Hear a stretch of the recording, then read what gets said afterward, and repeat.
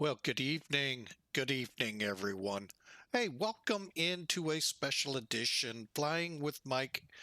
We're going to try to do this as a tutorial, but for some people who've asked me, hey, could you show me how to get it started?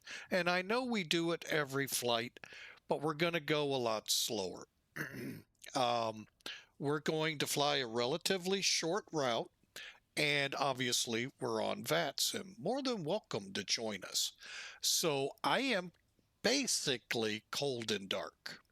Now, what I'm going to show is how I bring this plane up and ready to fly. Not going to guarantee it's correct. I'm going to go mostly off the tutorials checklist that comes with the package from Rotate. So this is the Rotate MD-11 freighter version.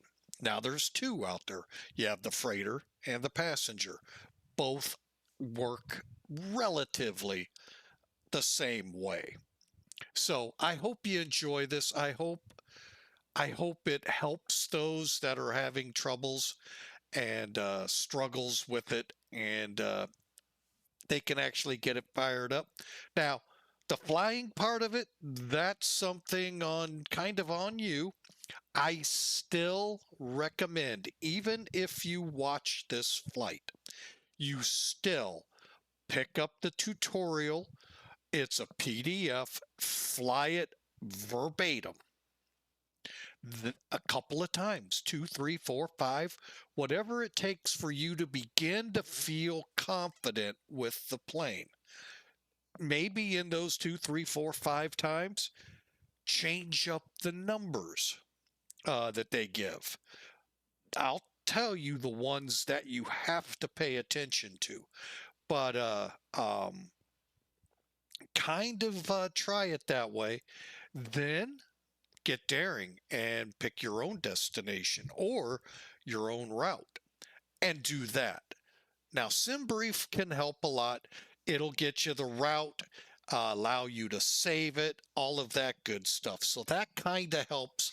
But if you want to, we're not going to be putting in the route per se. It's going to be saved by SimBrief. So if you're ready, we've got Panda Express sitting here on the line at Memphis. We hope you all enjoy. We're going to do, like I said, actually, we're going to do that short hop we tried to St. Louis with the other fix that didn't work for the 767. So we're going to be going to the FedEx facility there in the Gateway City using the Rotate MD-11 freighter. So I hope you all enjoy. I hope you learn a few things. I make it a little easier to comprehend. It's really the ground portion is not as complex as what you're about to see makes it out to look like. Okay? So if you're ready, let's crawl up in the cockpit and let's get this flight going.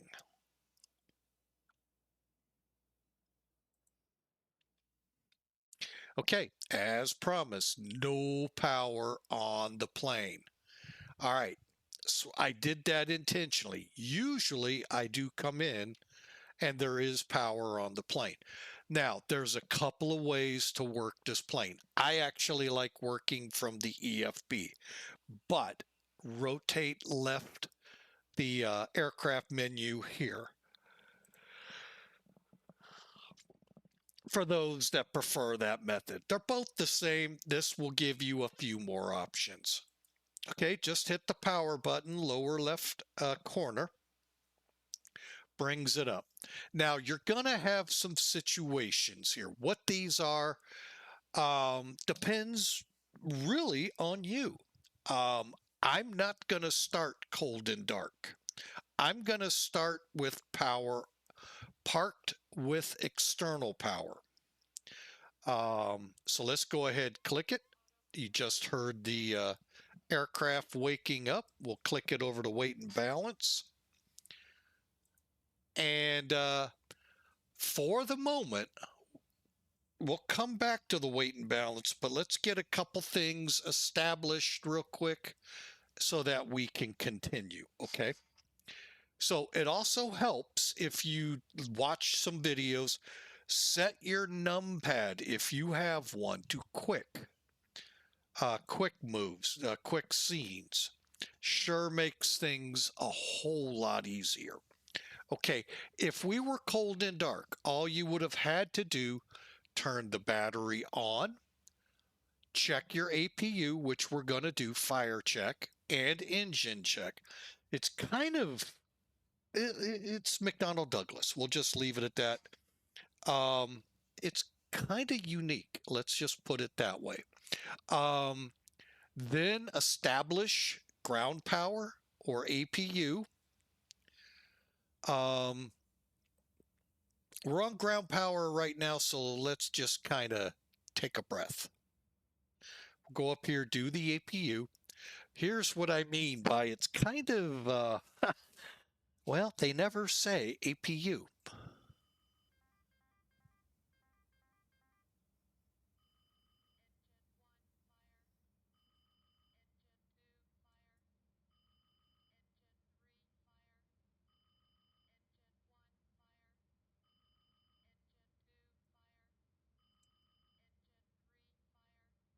See what I mean?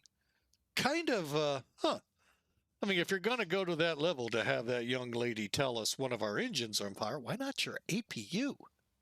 APU on fire? I mean, I don't know. I guess couldn't get it in rhythm. Anyway, but anyway, there's your APU check. Now, you could start the APU here right below the agent discharge T-handle, or you could come down here right below external power on available. You can click it there. I like clicking it here. It's going to flash until it comes alive. Nothing has to be done with the fuel. You don't have to turn a pump on or any of that. Just let it go. Next, we'll do our annunciator test. Now, this gets a little complicated. Look where your anti-ice is. Your windshield, right below it, you'll see a none-lit test. This is where it comes in handy with your numpad. You're checking all of the bulbs. Okay. Okay.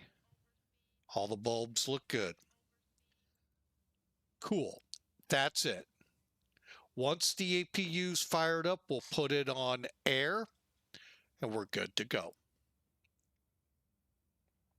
And then we're going to park it again. Okay, I just love doing the voice check. I'm not sure. Where are we on it? We're getting there.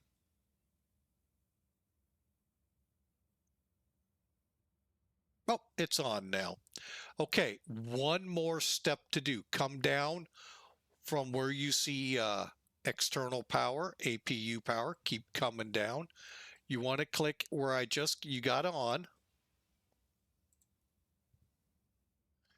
And what that's going to do is now use the APU's air and give us air into the packs, isolation valves, and get the aircraft cooling down.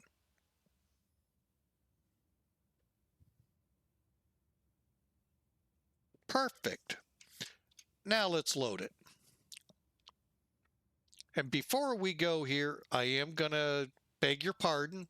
Let's get Sim Toolkit in here so we know what the heck we're hauling. And I kind of screwed up. Holy mackerel. I sure did.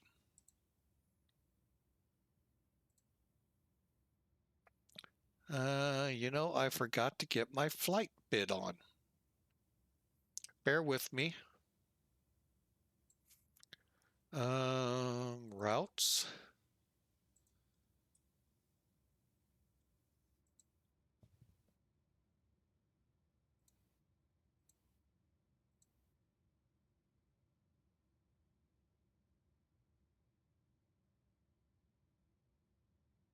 Okay, so I've got it now bid. Let's see how we loaded.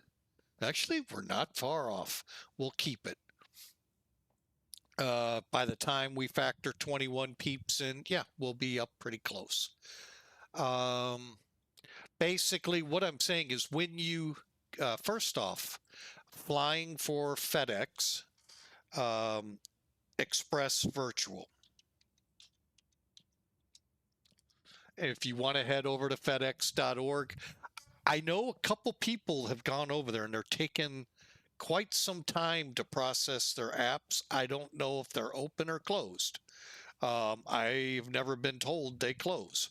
So anyway, I don't know what the delays are or anything. So, but anyway, check us out. We're a really good VA, good bunch of people. They're great staff.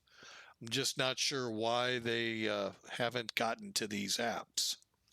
So anyway, so you start the process there. Hang on, let me get rid of that. And what you're going to do basically is in a roundabout way bid on the flight. All you're doing is saying, yeah, I want to go to St. Louis in this case.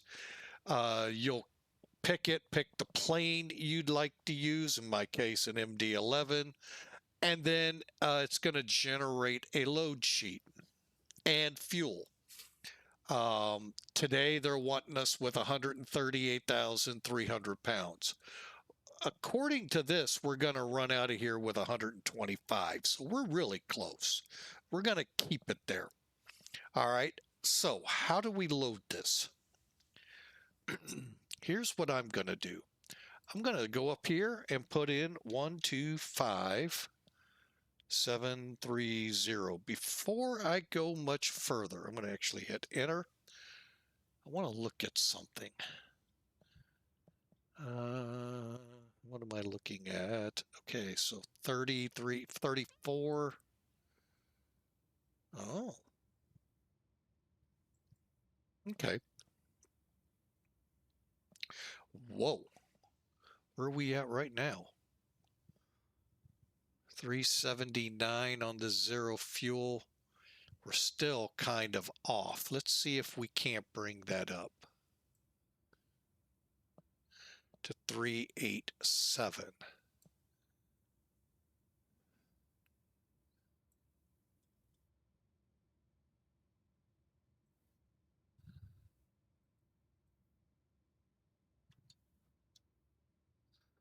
Five. I need 600 pounds. Okay. Close enough. 907, we're at 934. What we're going to do is we're going to actually run 35,000 pounds of fuel. Okay. And then taxi is 2,000. Now, the big one, trip fuel. If you want to see your landing weight, got to put the numbers in. If you don't, it's your call, Captain. Trip fuel. They're showing 13.2.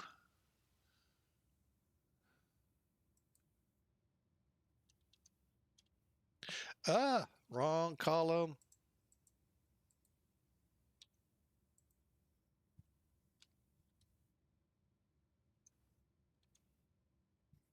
Okay. Reason is you'll see now your takeoff weight, zero fuel weight, landing weight under the graph. Also your CGs.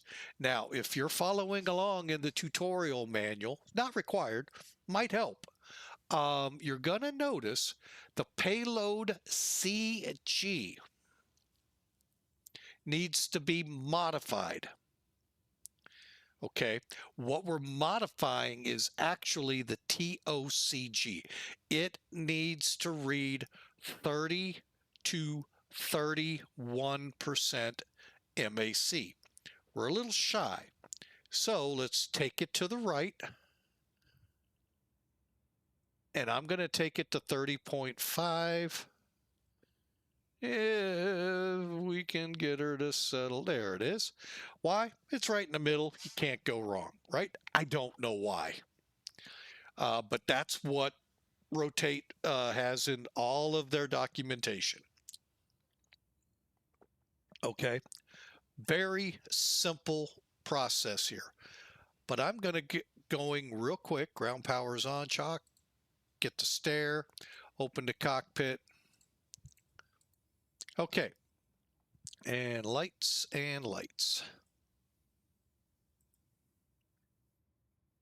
Now we'll go back. So we have all our numbers in. We're close on our zero fuel weight by, what are we close by? We're off by about 30 pounds. I'm not going to split hairs on that at all. So that's cool. We're ready to do this. Now, flying with Mike, Captain Mike,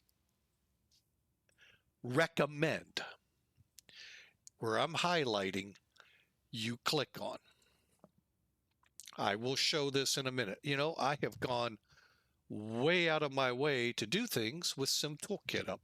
Why? Because I wanted to go there first and jump the gun going another way. We'll back the truck up here and let you see. All right, so real quick, here's what Sim Toolkit came out with, 125/730.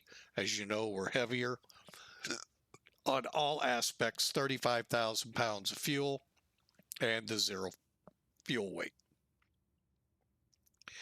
We are going to, as long as ATC gives it to us, we plan 27 for departure, JT5 departure to the BOOSH, 3 arrival, cost index 90 for today, 37,000 feet.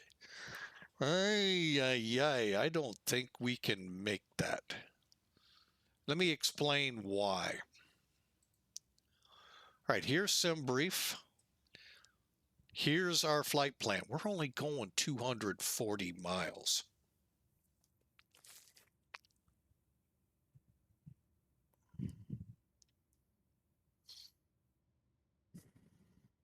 I think I'm going to cut us off at 28.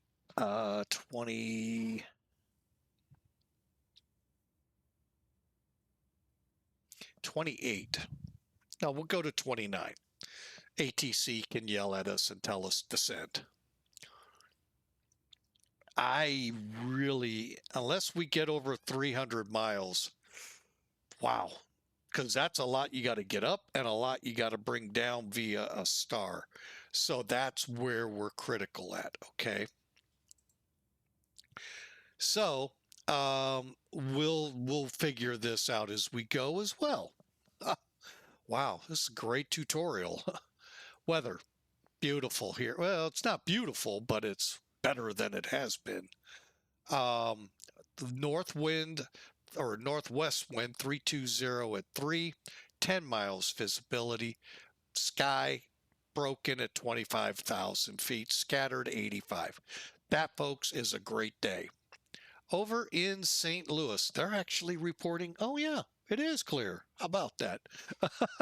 It's been cloudy all day, folks. 250 at 3, pretty much calm wind. And just a beautiful evening. It's 61 degrees. All right, so we are on VATSIM, so let's get to work, shall we? Let's get back to work so you can see what all I did. Okay, so we put our payload in. You can type here. Okay, now I put in our payload from SimBrief and then moved it up till we got close on the zero fuel weight. I then put our block fuel at 35 for the extra weight, just a little extra fuel. This plane seems to be standard at 2,000 pounds for taxi and 13,200 for the trip. Again, the trip allows you to see the landing weight. Okay. Then the big thing you have to worry about is this takeoff CG. Okay, you see it in the graph. You see it down here. Must read between 30% and 31%. So I could have put 30.1 or I could have put 30.9. Now I will put a caveat here, another one. The passenger version. It's a little different, but I still fly it the same. You just may not get 31 out of it. You may just barely get over 30. Just beware of that. Now, what I was talking about that I highly recommend, you're the captain, you do as you please. This that I'm making flash, apply load configuration to aircraft and the FMS. As you can tell, two things are going to happen. It's going to put the weight in the plane, not the cargo containers, and it's going to set up your FMS. A couple of steps you won't have to do. If you're following along in the tutorial, you'll see what I mean. You'll have extra clicks. But if you do this, you technically won't. So we'll do it, and we're done. Then I go to ground ops. I set the staircase, called it, requested it, opened the cockpit door. Very ambiguous. It's actually door 1L. It's right behind the cockpit area. And then I opened up the lower, forward, center, and aft. 2 forward and center, I think, and then the aft is on the left-hand side. And I turned the lights on. You don't have to.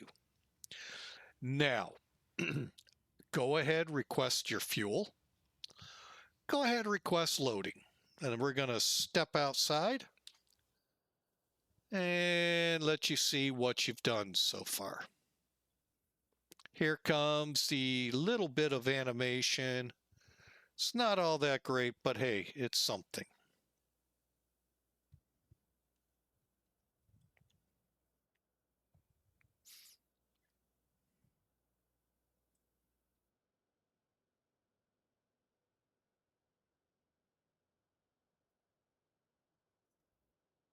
It doesn't take long, and expect a lengthy ground delay, by the way, folks. But we're trying to help you through each step here.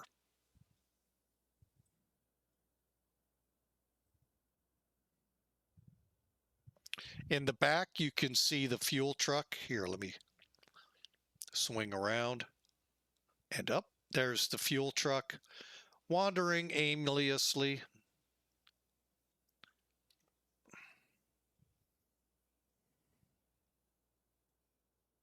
Now it's actually going to start fueling. And there you have it. Now the passenger plane, it has animation. It just really sometimes takes time to find it. If we have time one day, we'll wait on it. But you're going to call a caterer, the baggage, and, that's about it, and the fuel truck. But we're doing freight, so we're not worried about the passenger today. So, how has your Monday been while we wait here? I hope it's been great. We had a great flight earlier today, really fun flight, and we're hoping to do the same here to St. Louis. Okay, now they're going to pull away.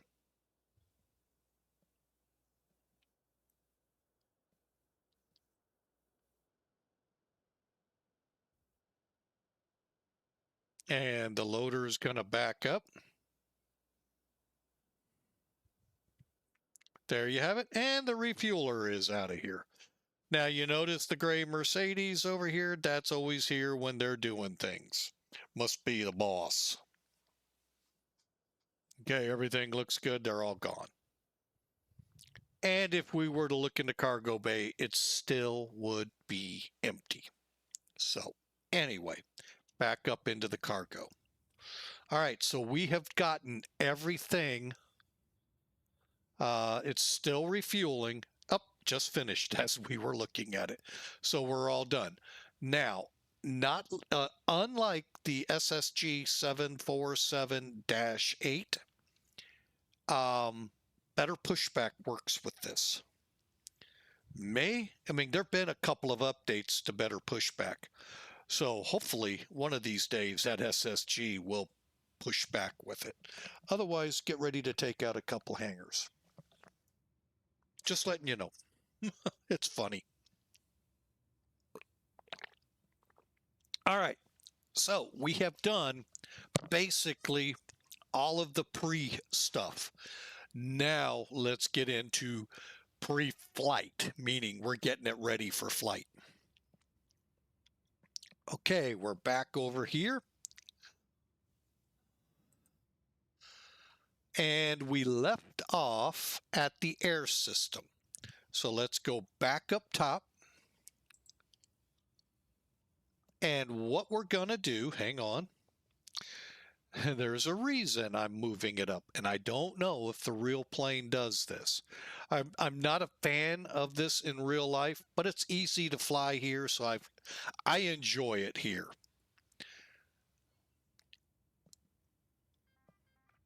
I do not know if that happens in real life when you turn one of the IRS units to nav. 2, 3. Hey, let's do a test again. Cool. All right, coming back down. Set your cockpit lighting. This is actually kind of difficult. It really is. You know, I've heard some flight simmers say this is actually pretty difficult. So kind of just set it like that. As the sun goes down on this flight, we'll adjust. Maybe. Who knows? Maybe we'll actually get lucky and not have to. Okay, so the no smoking light I put on should have been on before fueling. You know, hey. Arm your emergency power. And now we're going to head down to the FMS and align it as you see the message. First page that you come to, just click FMC up here on your left. First line select key comes up, lets you know the aircraft, the engines. Most important right now to me is the nav data. It will update on May 15. I think one of the planes said the 14th, so you get the idea. It's coming up. Okay, you can see things are happening here. Let's go to flight plan init. Now, I have a company route in here. If you did not upload a route to it, type it in departure slash, there is a slash key here, arrival. So bear with me, I actually have a route, KSTL. Bear with me a second, is this the one that loads?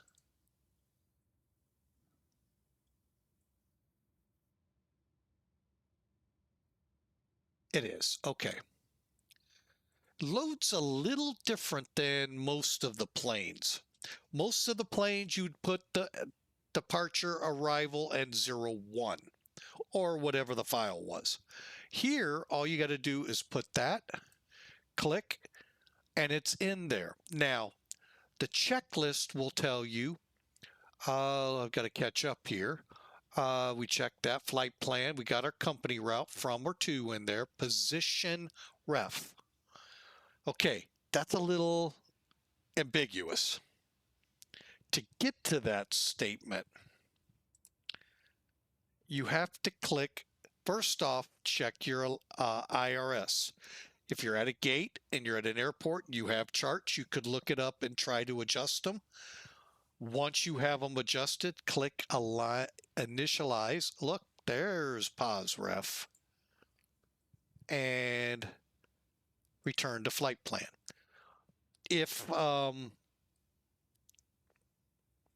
your cargo plane like I am, 95% of the time, you're never going to find those coordinates. So we go with the closest we can. And then from there, I actually fill in a few more. I know our alternate is SPI, K, Sierra, Pop, India. And our flight number, FDX8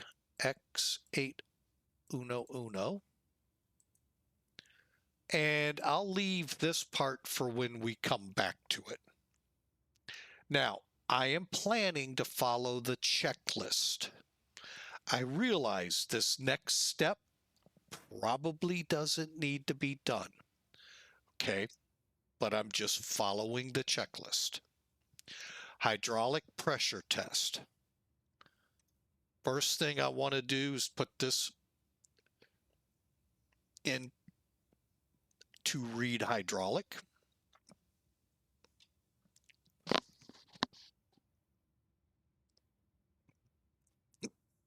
Got the hiccups, sorry folks. Great lasagna. Okay, so a couple of things I put out on almost every video. When you open a hatch, click hydraulic press test, close the hatch. Now for this, that's not a big deal. But if you hit the battery switch or one of these drive switches, you just disconnected your generator on that engine. That's not good. But if you have the guard on, it takes 2 clicks for that to happen. Little safety measure. All right, so like I said, we're doing a test and we're just going to watch that it pressurizes. The big thing the checklist says, make sure system 3, which I'm going to guess is this one, is 5.3 or more, and they all are. They aren't, I don't know how to fix it. Okay, and it's just going to charge each system and make sure that they go up and they come down, and the internal warnings that would go off, I guess, are going on. So there's system 1, system 2. I don't know what system 3 is, but I'm just going by these all being above 5.3. All right. Now, if you're going to be on VATSIM, this is a big deal. First off, this is your COM radio setup. All right, with XPilot, if you're watching your XPilot, you gotta have a green mode C, COM1 at a minimum 122.8, but since you're in the US, it should be on the CTAF. COM2, so ATC can yell at you because you're not on their frequency, 121.5. So let's take care of that first. 122.8.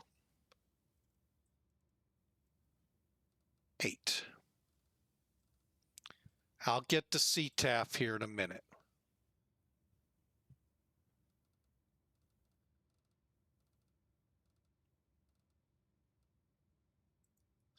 Now, if you're flying offline or with X-Plane ATC, bypass these frequencies. You're going to do it another way. Now, on XPilot, I'm just talking from my system. I don't know if yours will do this. I'll show you, though, what you would need to do. Next, you've got your frequencies set up. Okay. COM1 should be at a minimum 122.8. When we're ready to go, we'll get the CTAF, put it in, and make it active. 121.5 is active on COM2. You've got the numbers on the XPilot to prove it. Mine has TX already highlighted. The rest are dark. We got to have TX for both COM1, COM2, I'm sorry, RX on both of those. TX on COM 1, RX lit up on COM 1 and 2. Okay, VHF 1 is COM 1. Make sure it's lit. Mine comes lit all the time, so if yours doesn't, push the button. Now, for the getting RX lit, what I first do is spin the dial till it's turned all the way up, both of them, VHF 1 and 2, and then I push on them with the mouse to get them lit. And then when you look over at TCAS, they're all lit like they're supposed to be. All right, now let's work on the mode C that needs to be green. Again, if you're not going to use VATSIM, you don't have to really follow along, but it's useful information. All right, when we connected, we got a squawk code, 1314. Boom, got it in there. Next, again, we need mode C green. I know I'm repeating myself quite a bit. If that's not green, ATC is going to be mad. They are going to continually tell you to squawk mode Charlie. All you have to do below the numbers here on the transponder on the airplane, click where it says test, move that switch to X-ponder. Your light will go green on X-pilot. And ATC will now be back in their happy spot. Now, you don't really have to move it to TA or TARA. But if you don't, when you're flying, you won't see traffic. And I'll be honest, I don't think I've ever seen traffic on this plane. But I could be wrong. I just may have just been lucky. All right, so there is your COM radio setup. VHF 1 lit up here under your frequencies. Again, COM 1 at minimum 122.8, that's Unicom. We'll get the, let's go ahead and get it right now. KMEM, I think it's 125 something. Okay, I was way off. It's 119,700.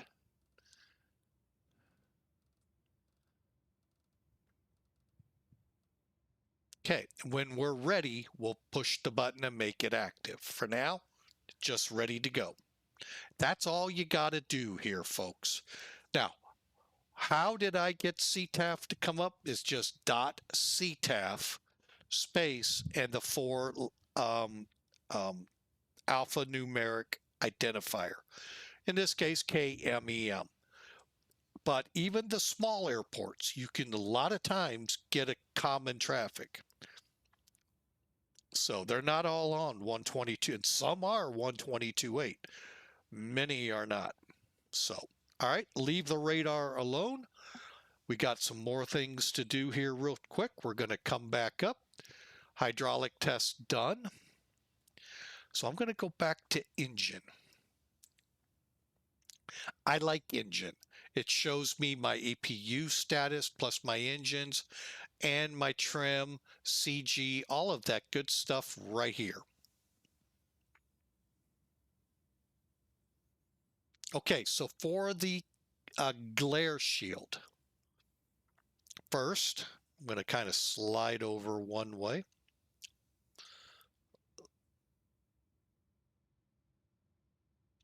Okay, before I go anywhere, go back to your EFB, go to home, aircraft options. You can synchronize your baro settings on the co-pilot side with this. Since we now run with 3 digits right of the decimal in the radios, you might want to check that. Otherwise, it is not fun.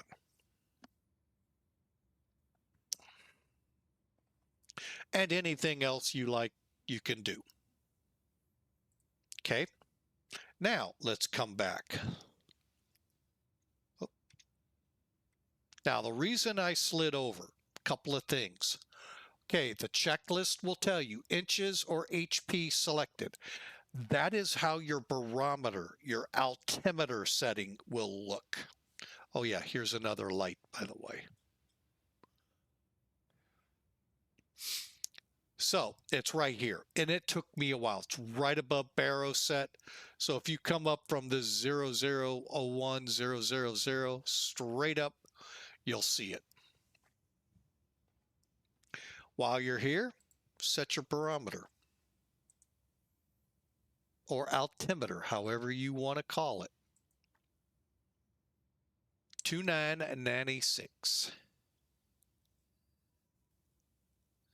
It looks like somebody's coming up with Memphis. Okay. And then set your minimums where you want. What runway are they giving me?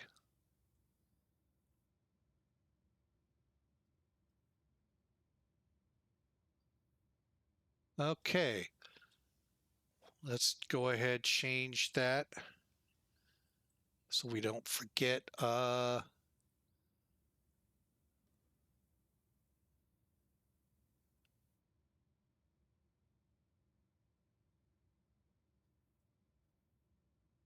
right, 132.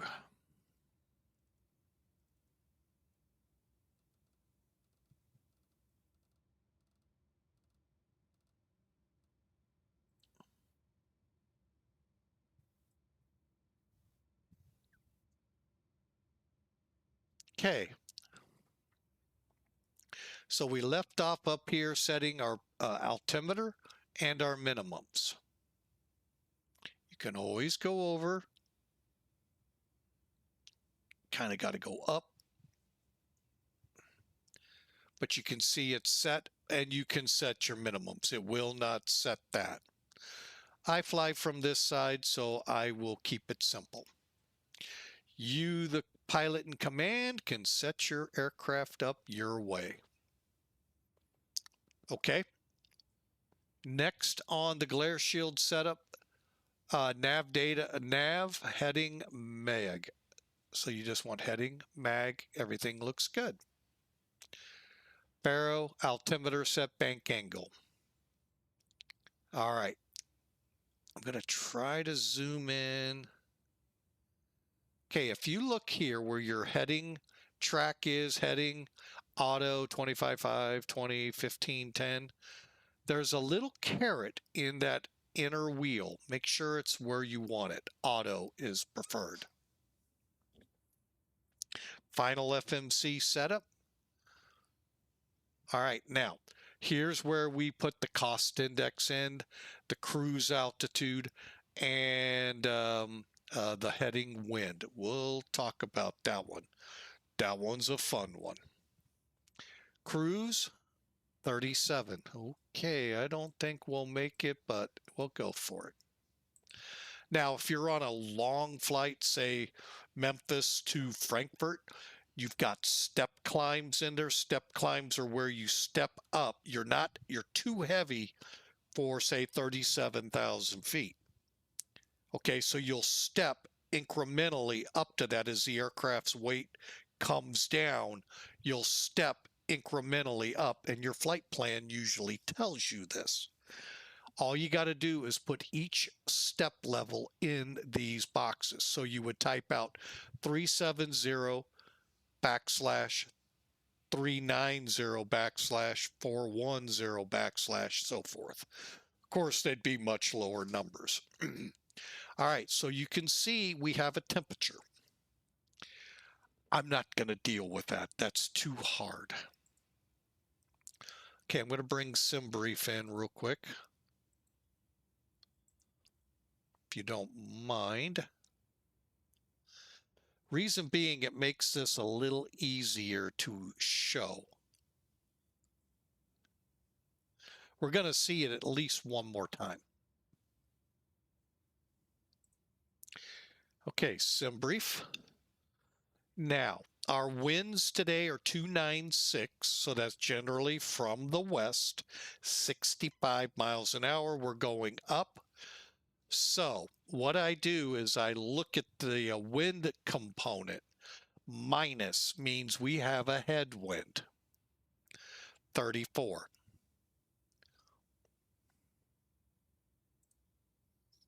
Okay, so I'll go backslash HD. I forgot already. 34. That's it for there. Cost index 90.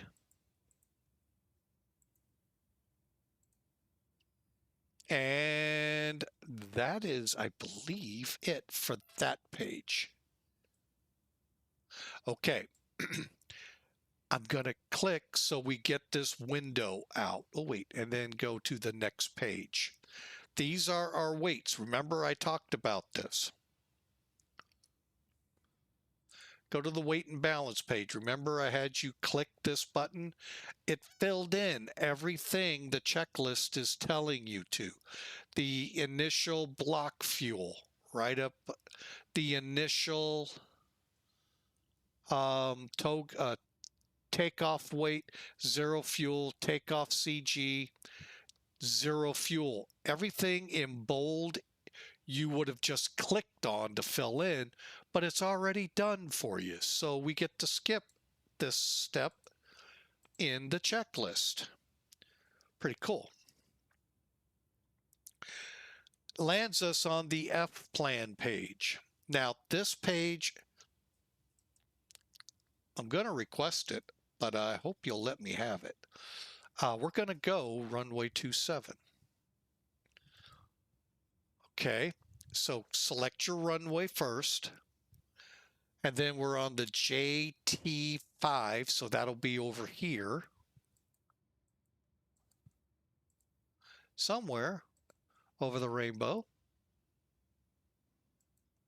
There it is. And transition ODATE. Let me double check. Departure transition ODATE, maintain 5,000. Okay, good. All right, so insert.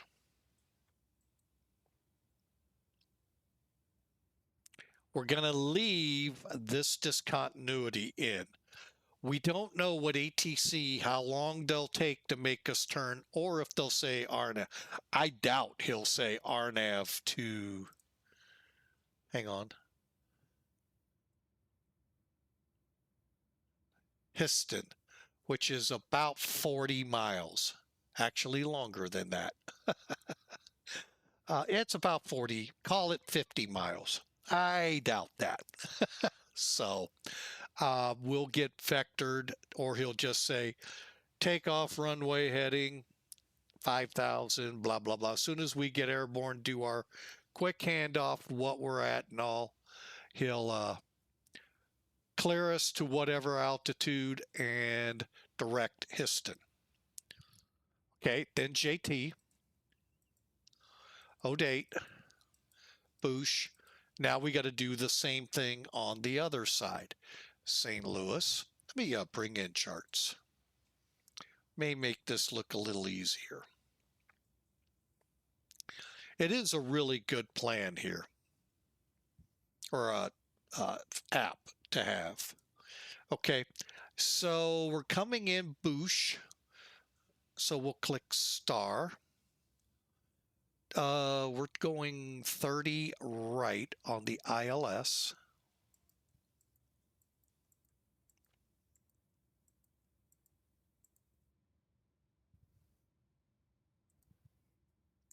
I'll go ahead and use it.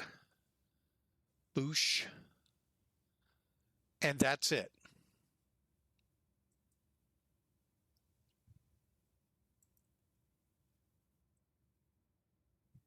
Ah.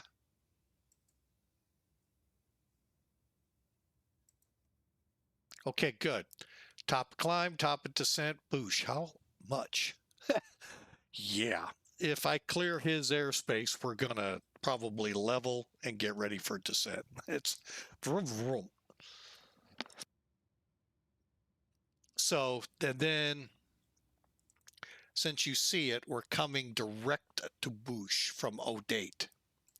And then we'll go cue ball. By the way, this used to be called the cue ball. And then we'll take off in this direction. Hartso, TB. I missed one. Where's Dina? Oh, Dina. I missed it. Hartso, TB. Now we have a discontinuity to clear up. We'll go ahead, set it up direct Trish, but we may get vectored differently. Okay. So here's how you clear them. Clear the manual, then clear the discontinuity.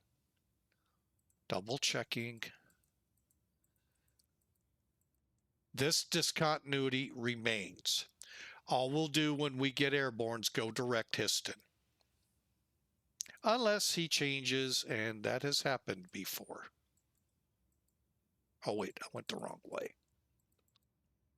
I'm still going the wrong way. Sorry, folks. Histon, okay. All right, Hixum.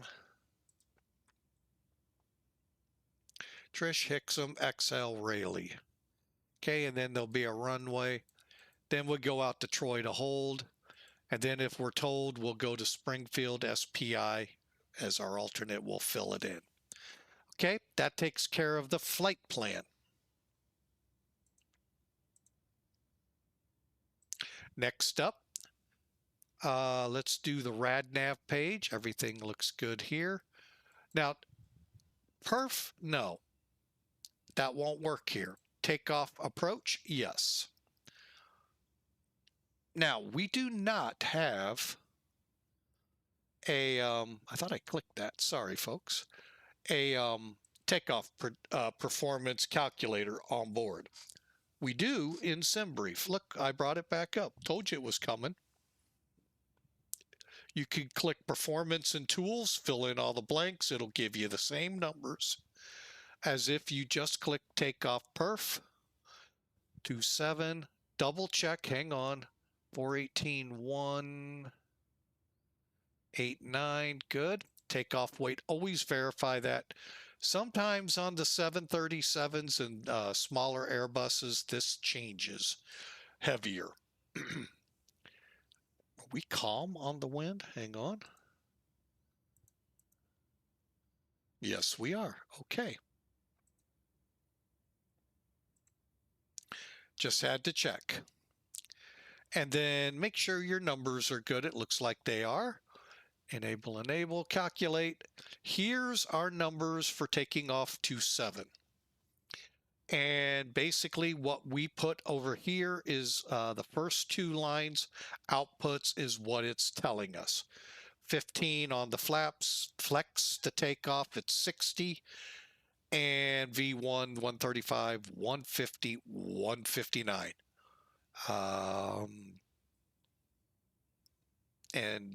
Usually it tells us how much runway, but it didn't this time. All right, so we'll fill all of this in on the takeoff page. Let me get rid of Sim Toolkit so we can do that.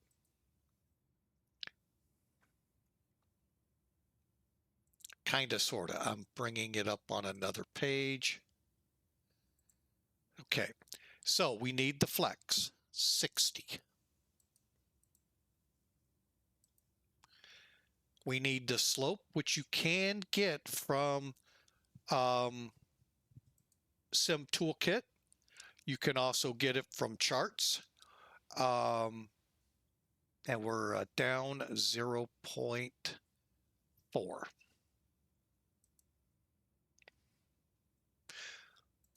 Formatting, just so you know, is provided for you.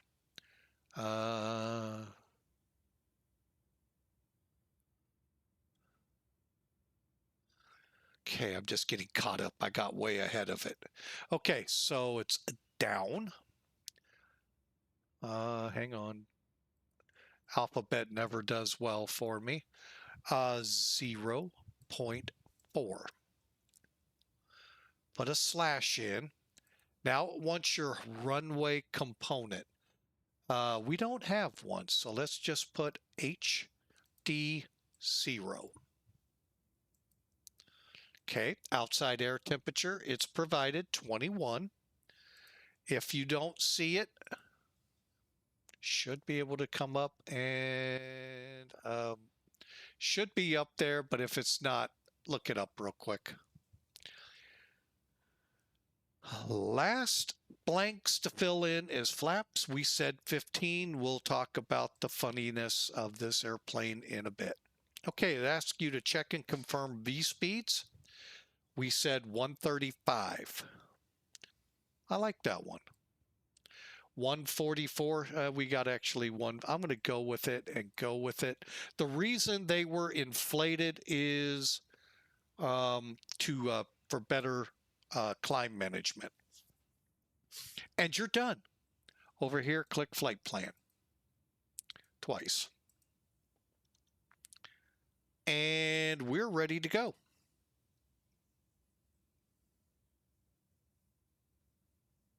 You're done with the flight plan. The only thing left to do is the upper center panel here and your nav display. So 250, I don't think we had any restrictions. No restrictions on speed. 5,000's our top. So to play it safe, we'll set it. You're going to find this plane climbs. And we're going off to 7.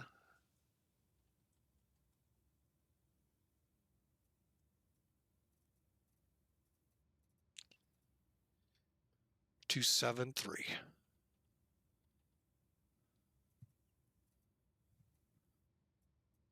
When I hear all those clickings, I kind of want to zoom in.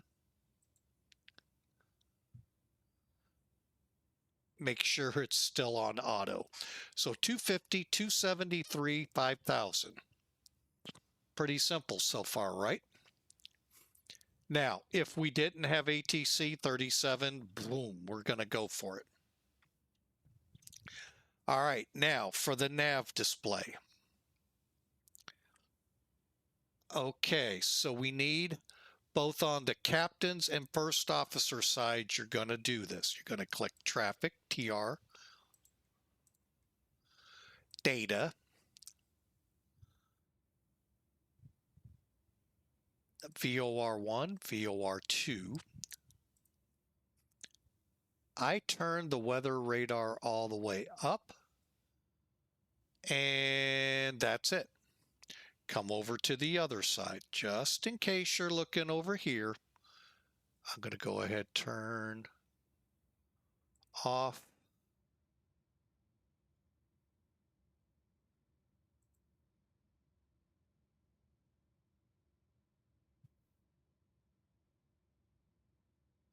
All right, it's being a pain. So traffic data.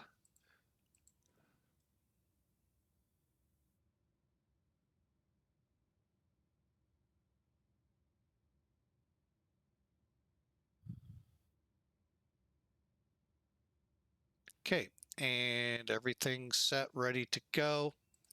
All right, there you have it, folks. Head over here, ground ops, close, close, close, lights off, close. Verify, and by that I mean actually turn it off. If you don't turn off the external power, some airplanes will clear your FMC, which sucks. It really does. And then you can dismiss it. Then I go outside, take a look at my plane.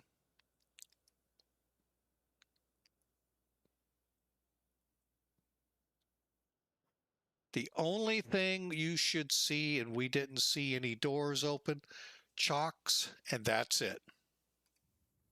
Okay, let's get on VATSIM. And folks, that's what I do. to get this plane ready to start up. The next section is engine start, and then we proceed to 27 for takeoff. Hopefully. All right, so 132.5. Let's, whoa, 55? I thought it was 500. Okay, I didn't get it set right. Always verify. That's why I looked again. 132.550. Perfect. All right, we're on their channel, 132.55. And is there an ATIS here? There is. Okay. See if he's, oh good, he didn't. He did. Well, I'm going to try for it.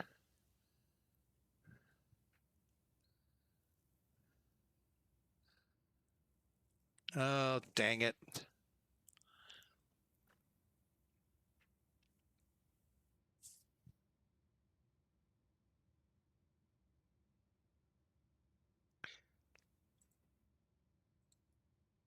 Dang it. Okay, let's hope for the best here. Yeah, Memphis Center, FedEx 811 Heavy, FedEx ramp with Juliet. Do we need to call for a push? FedEx 811 Heavy, negative at your current position, your push at your discretion. Okay, copy that. Also, is there a chance I can put a request in for 27? FedEx 811, sorry, just like the other guy at the FedEx ramp, unable to give any heavies, runway 27. You can expect runway 36 right for departure. Okay, 36 center will for FedEx 811. Thanks. Where? That stinks. That's what that runway was built for. And yes, I've got plenty of room. Oh, well. All right, let's get... FedEx 128 to Memphis Center. Just so I'm just curious, I didn't hear what you said. You said, this is just from my knowledge, you said too much wake turbulence for that runway for heavies, right? Affirm. So the reason we can't let heavies depart is because of the wake turbulence generated by your wings. Okay, that makes sense. Okay, thank you. Not really. It's built for them. You don't want any companies blowing over that border that runway. Yeah, no, yeah, anytime there's not a center on, I usually take off from 27 for the long, so I can beat the long taxi, but never knew that, so I'm gonna start changing it. Thank you for the information. At the center, Southwest 6716 with you on 370. Okay, so we'll have to change. Southwest 6716 Memphis Center, good evening, Ida. Squawk United, Southwest 6716.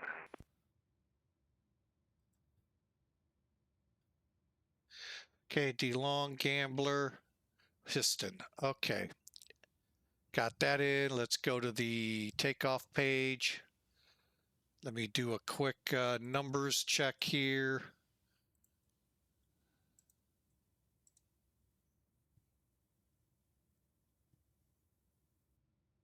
It's basically the same numbers. Okay, so 60, no wind, slope.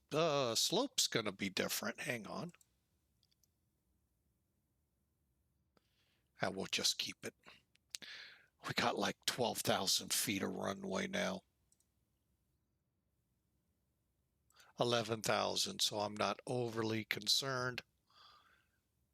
Okay, and flaps 15, it's still 21, and those American numbers 1212, look leave good. my airspace to the east, Atlanta Center closed, radar service terminate, free change appears here.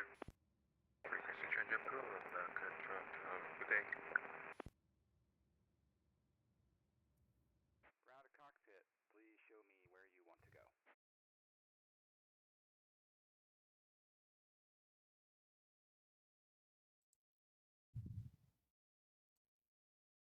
Ground to cockpit, tow is driving up. United 2121, leave my airspace to the southwest. Forward center close, radar service terminate, free change of pursuit. Frequency train for 921, have a good night. Okay, all doors and hatches are closed, ready to connect.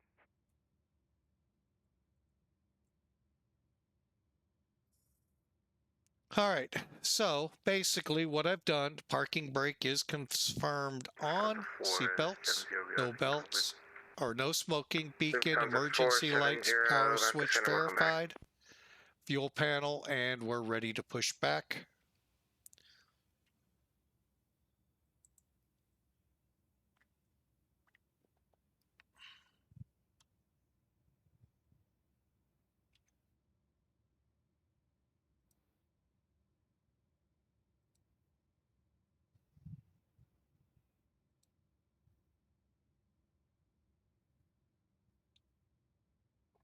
So connected and bypass pin inserted.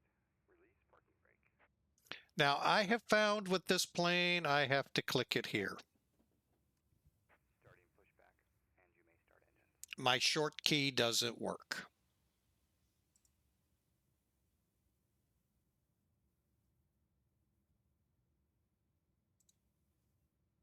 All right, once we start the pushback, you can start getting ready for the engine start. Okay, we've got it on engines, cool.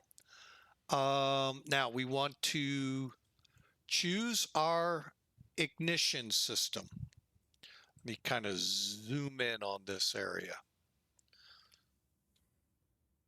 Listen, UPS 770, we want to do it for 340, Okay, we're set there.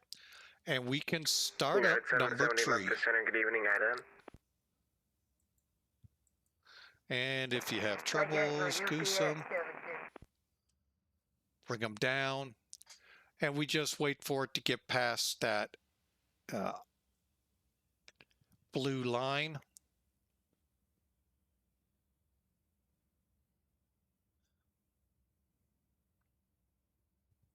United 770 Memphis Center, radar contact 70 miles northeast of the Nashville VOF level 320.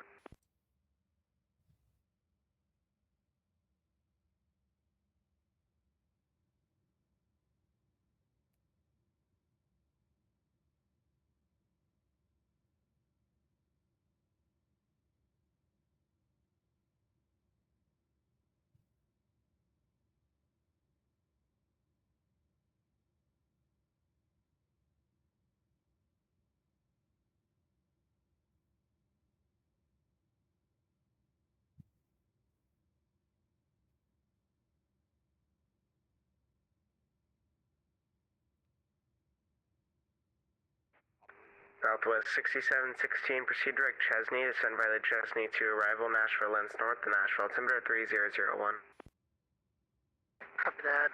Proceed in direct Chesney will descend via the Chesney to arrival and National Landing North, Southwest 6716.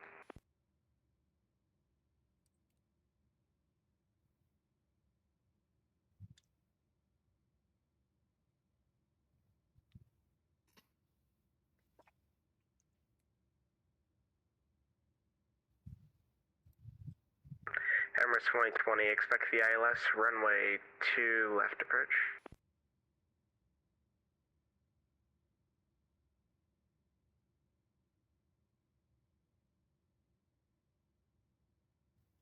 Emirates 2020, if you would like a different approach, just advise.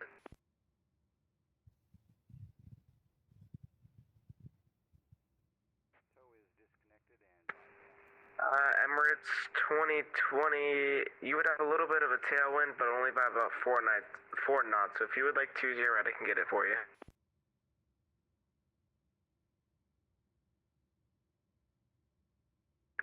Emirates 2020, super roger, turn left heading 110, descend and maintain 3000 vectors to final.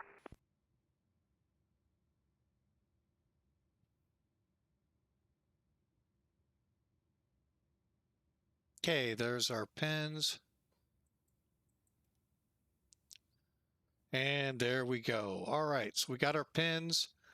Gear, up, what?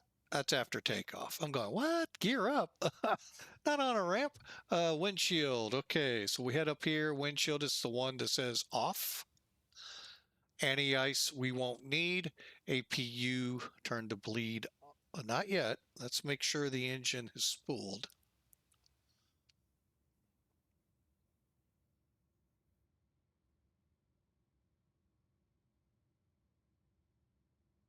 Now we can turn the bleed off. Emirates 2020 Superfly heading 110.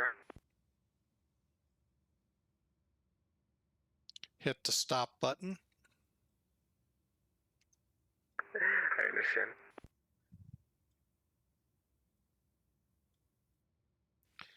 And hydraulic pumps. Okay, config. You'll see why.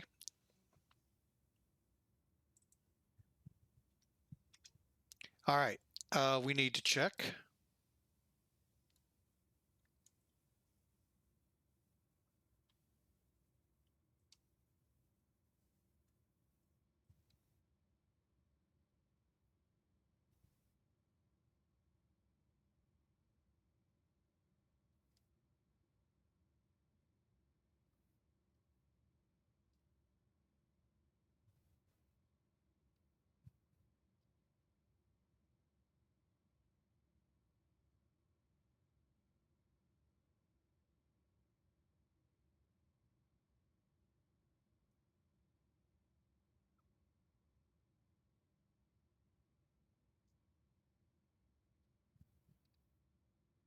Emirates 2020 heavy turn right heading 170, Trim intercept runway 4.8. 20 right localizer.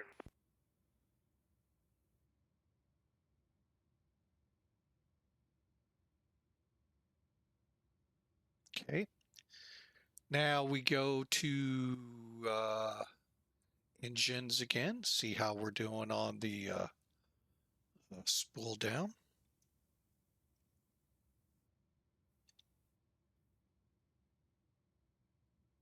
Okay, Emirates and 2020 Super, you're 5 miles from Opry, cross Opry at 2000, clear ILS runway 20 right approach.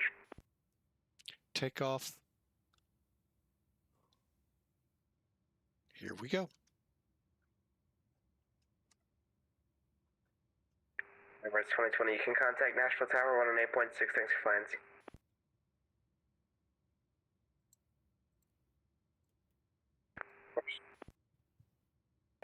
FS Sun Country 8439 380. Sun Country 8439, Memphis Center, good evening, ident.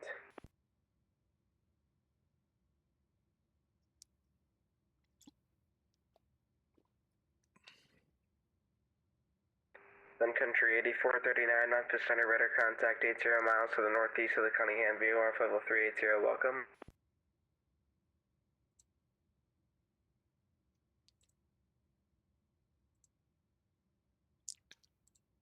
Memphis Center, FedEx 811 Heavy at FedEx, ready to taxi with Juliet 36 Center.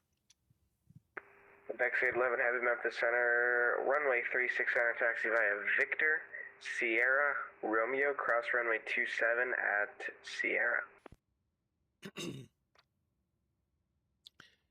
All right, FedEx 811 via let me try that again. Victor Sierra cross 27 right. Hold short 36 center, FedEx 811.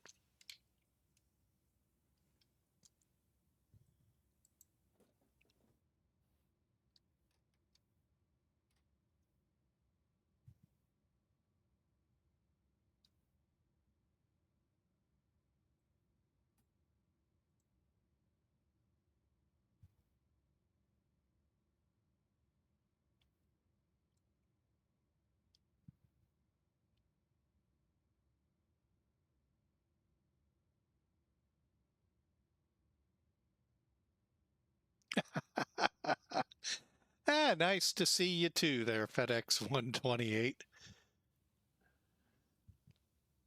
I'm actually not here a lot, but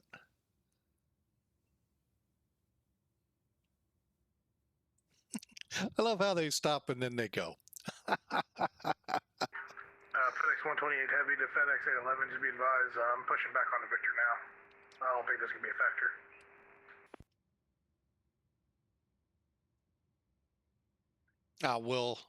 We'll hold up for you. Thank you, sir. Emirates 2020 Super, no problem. Turn left heading 020, maintain 3000.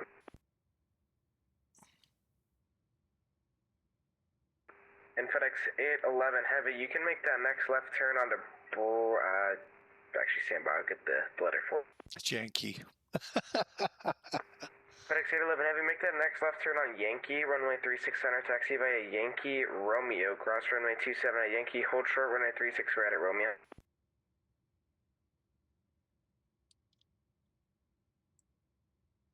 Oh, okay. All right, FedEx 811 had a hard time finding Romeo, but we'll hang a left here at Yankee. FedEx 811, Romeo's at the very end of runway 36 right. It's like that last taxiway out to the south of the airport.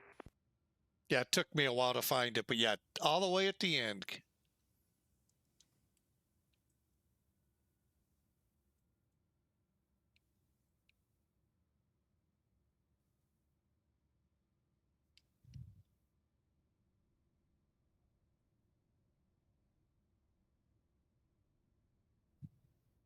And off we go.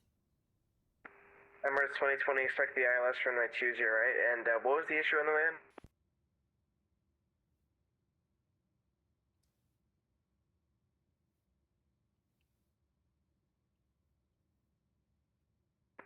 I've made that mistake a couple times around, it's no issues.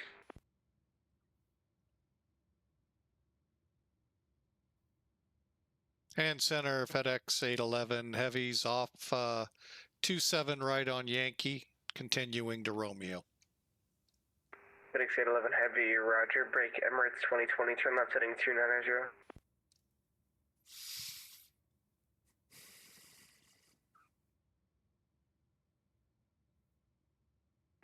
Affirm.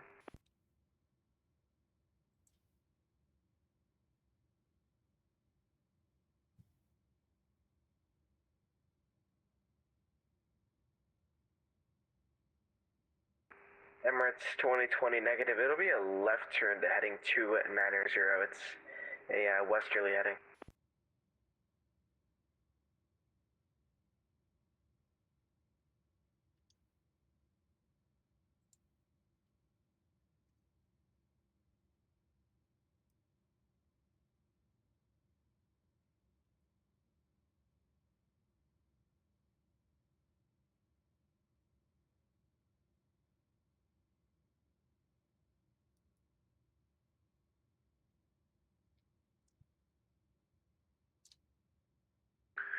FedEx 128 Heavy, Memphis Center, requesting taxi to departure. FedEx 128 Heavy, Memphis Center, runway 36 center, taxi via Victor Sierra, Victor Sierra Romeo, cross runway 27 at Sierra. Alright, clear to 38 Center via Victor Sierra Romeo, cross runway 27 at Sierra, FedEx 128 Heavy. United 2275, leave my airspace to the south, west, Houston Center closed, radar service terminated, free change for Garcia. Over to advisory 2275, thank you.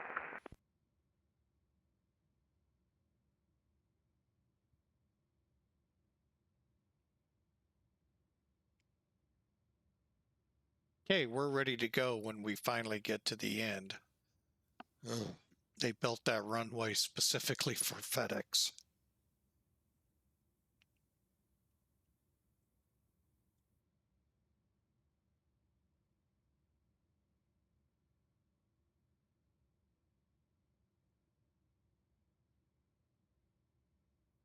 You have to check the real 2020 world. Heavy, turn left heading 230, intercept the runway 20 right, localizer.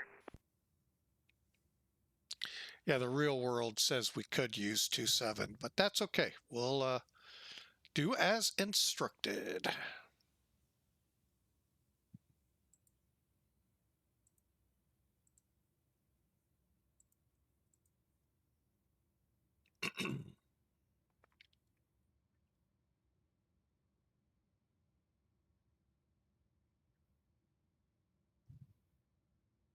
Oh, wow, there's another cargo ramp coming in? Emirates 2020, you're 7 miles from Oak think Creek, I know who gets that ramp. left runway 20 right approach. Can anyone say Amazon, 2020 just or confirm better you known are as cleared to the ILS runway 20 Prime? clear.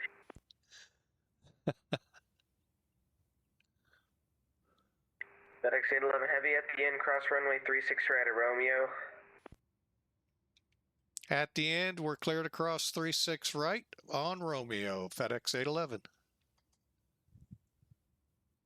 What the heck's going on with our fuel pumps?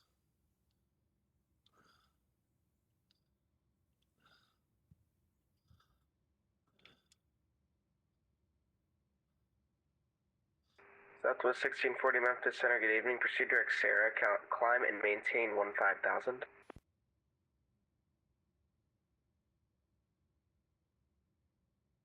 Emirates 2020, contact Nashville Tower, 118.6, thanks for flying. See ya.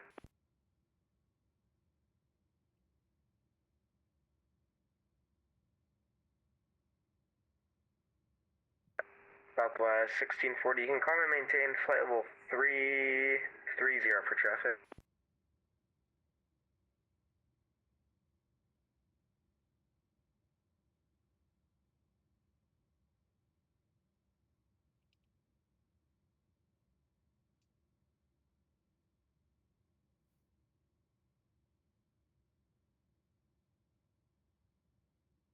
And center FedEx 811 heavies ready to go for 36 center when we get there. FedEx 811 Heavy, roger, cross runway 36 right at Romeo.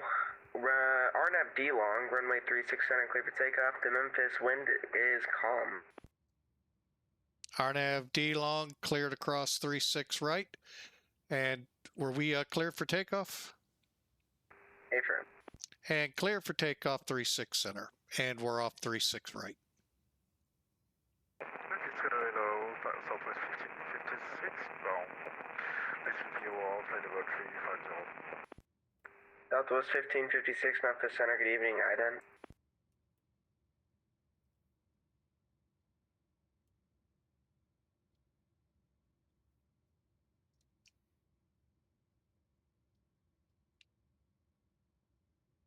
Southwest 1556 Memphis Center, radar contact just over the Shelbyville BOF level 350, welcome.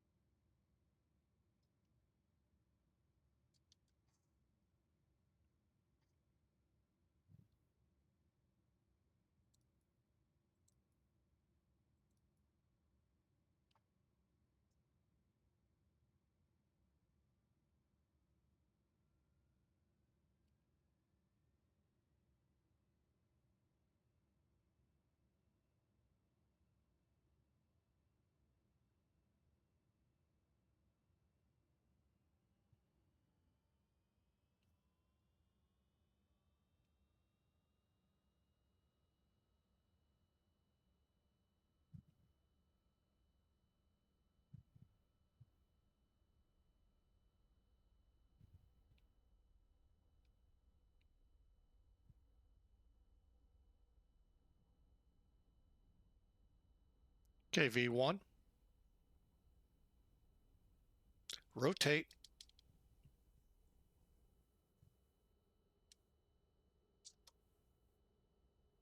Got a positive rate.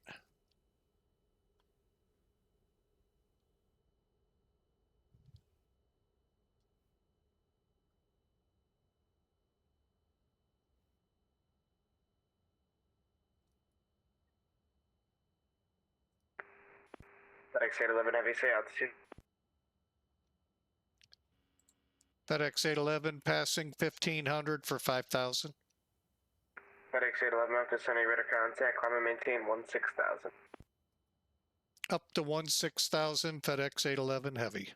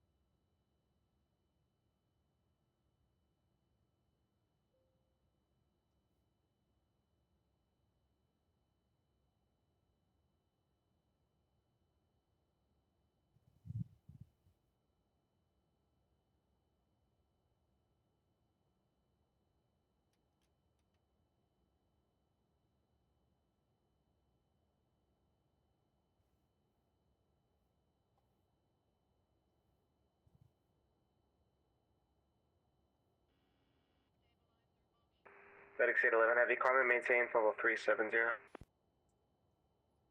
All right, FedEx 811 out of 5,000 for flight level 370.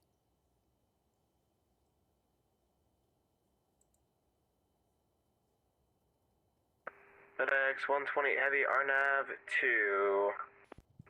Let's see here. RNAV BL runway 36 center, clear for takeoff with wind calm. Alright, RNAV to Bill, clear for takeoff for runway 36 center, FedEx 128 Heavy.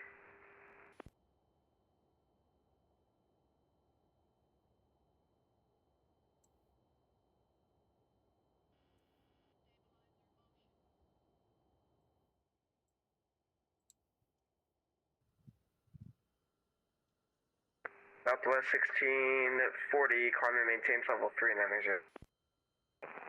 Maintain level 390, Southwest 1640. Lufthansa 470, leaving my airspace to the northeast, Indy Center closed, radar service terminated, free change clear, yeah.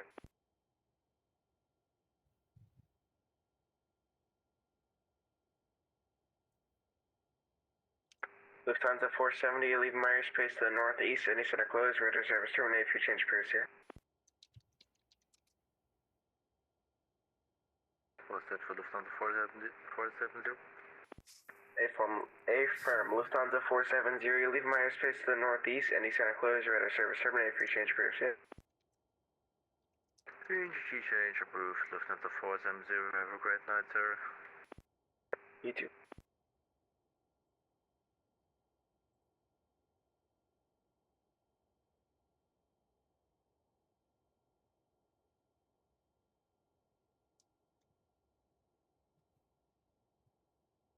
Memphis Center, Cessna 911 on the ground at Huntsville, West IFR 2 Nashville.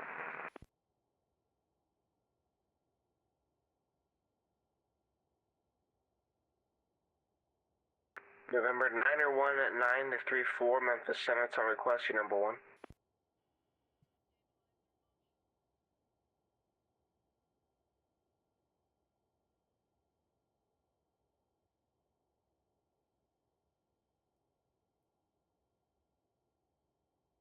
Skyhawk 91934, I have an amendment to your flight plan, advised, ready to copy.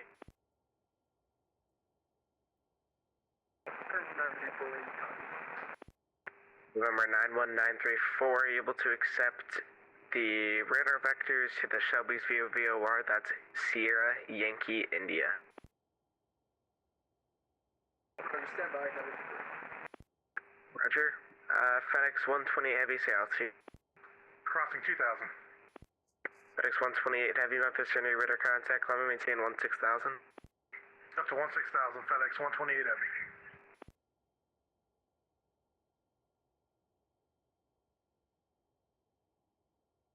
All right, and there you go. Not a lot to say. Really just following the checklists. I'm not sure what's going on with those ox tanks. Let me just check down here.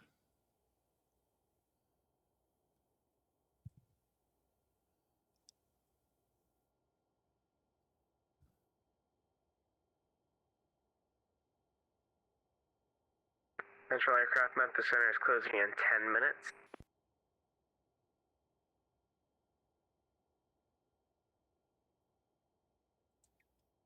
So, not really sure.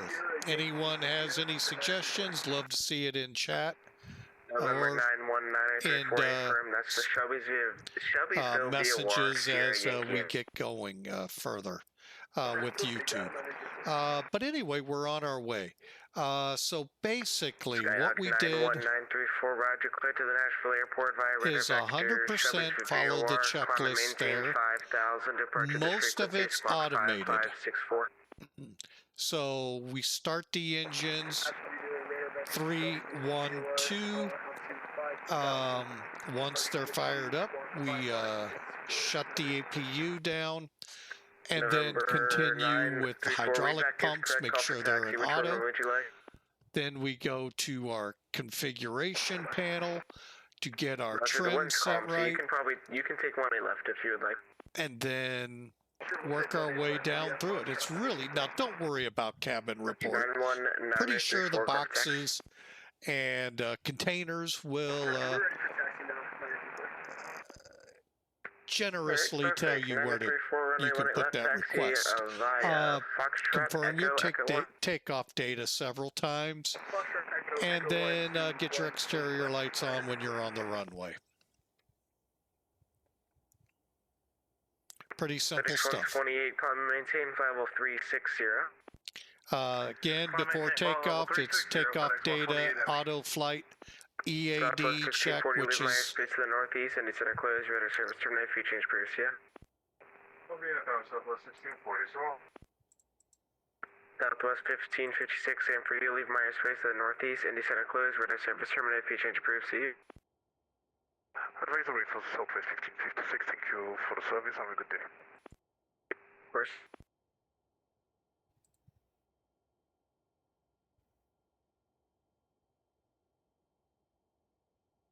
so. Again, following the checklist will really help you in this plane and the tutorial. So I hope that really helped you out. We're just climbing up. We'll be in cruise for a blink of an eye, and then we'll start down for the gateway city, where it still maybe is clear. I'm starting to see more clouds. Second ready 439 across direct sawmill.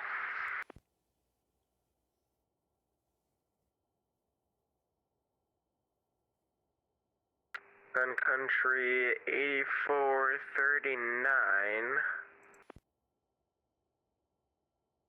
Southwest 8439. The best I can give you is direct dart.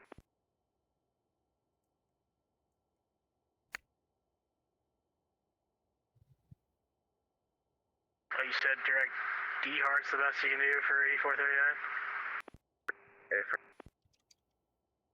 Okay, can we get direct D Hart then for 8439? Sure, Sun Country 8439, proceed direct D Hart. Direct D Hart, Sun Country 8439.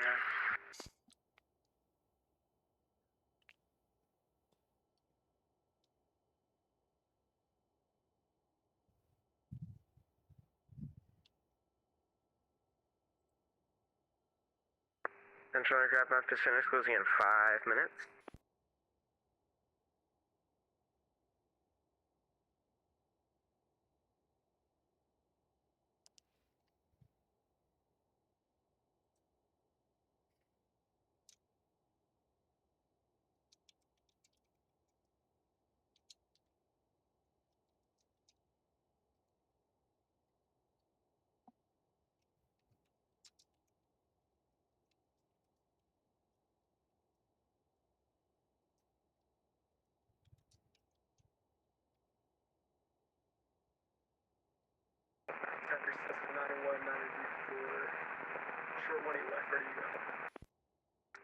November 9er1934, fly runway heading, runway 18 left clear for takeoff. The winds at Huntsville are calm.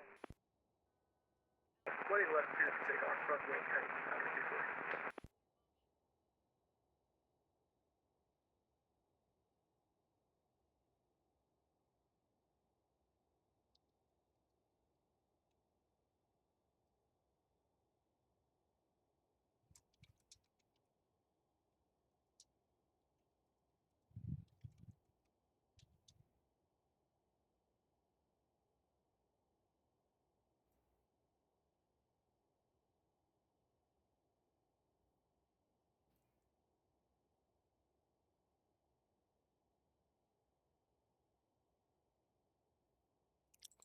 Memphis Center, FedEx 811's at top of descent.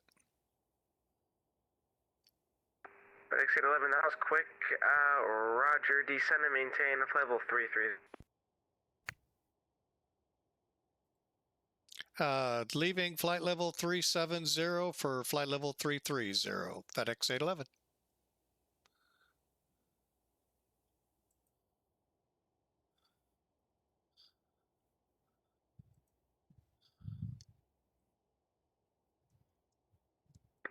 FedEx 811, you can continue the descent to flight level 300.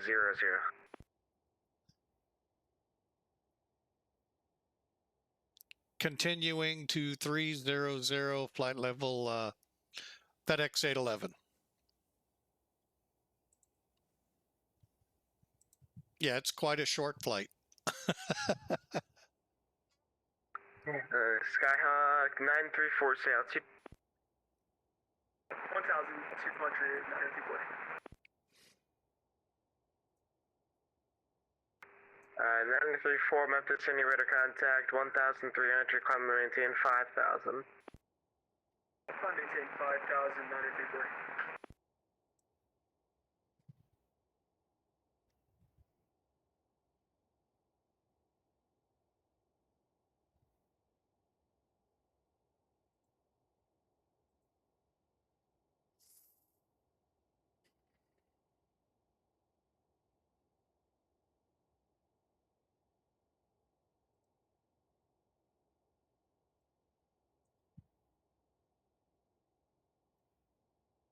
FedEx 128, I'm closing up here, radar service, terminate free change proofs, yeah?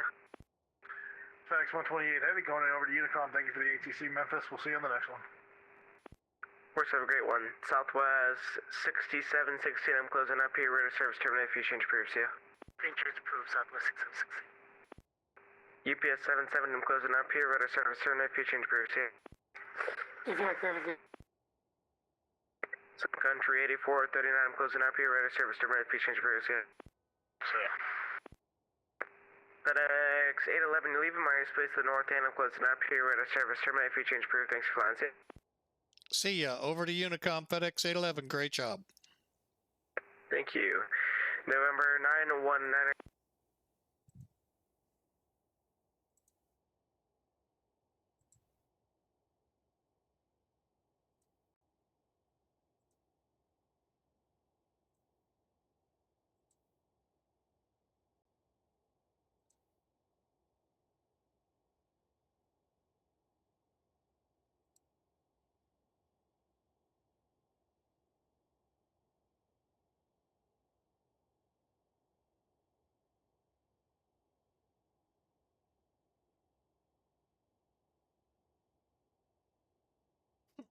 We got up to altitude quick, and we're still quite a ways out. That's what you got to watch with this plane. It really gets up there. Trying to figure out where we are here. MAW.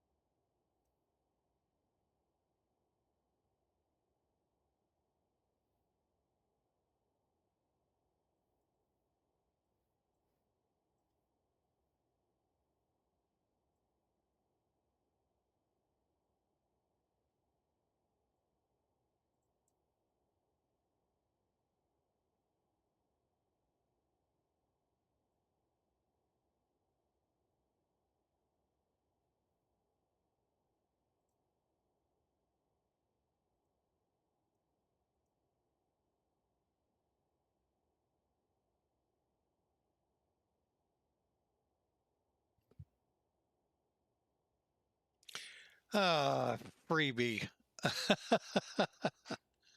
Oh, we need to keep going.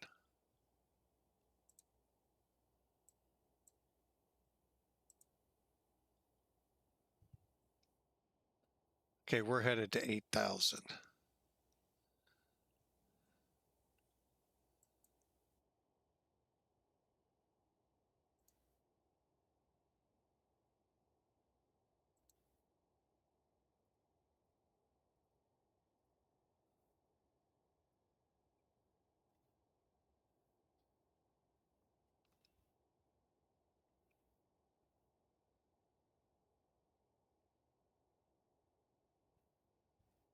Forgot to start the ACARS program for FedEx. Oh well. Freebie. Means we get to fly it again. Maybe that time we'll get it right.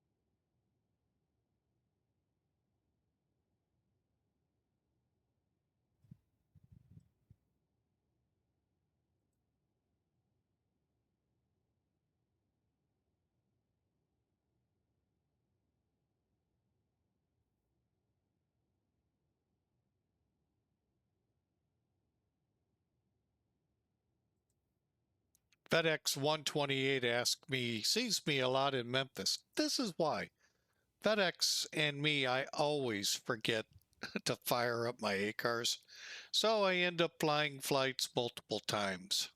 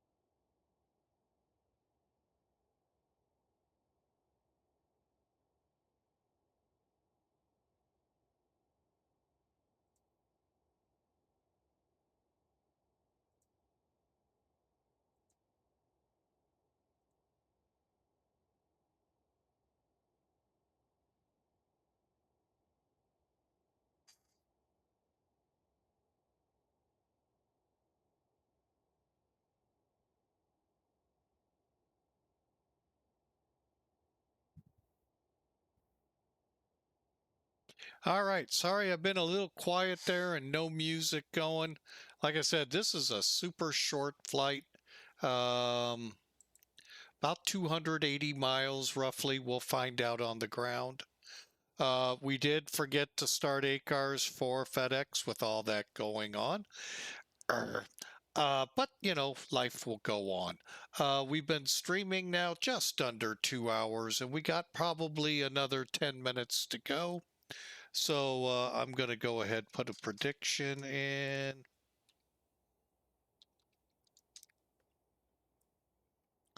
And go ahead call us 10 minutes out. Even though I think we're more like 15, but still.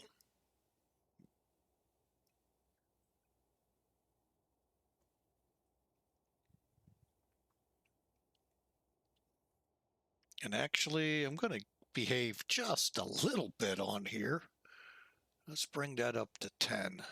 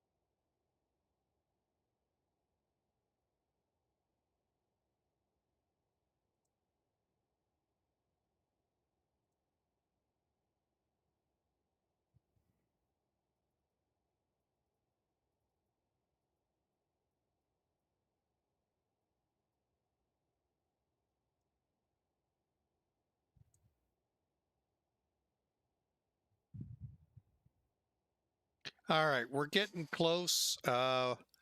Basically, what we got to do is turn here at cue ball, head straight to TB, descending to 8,000 feet. Then we'll descend to 5,000 feet and prepare for landing at Lambert.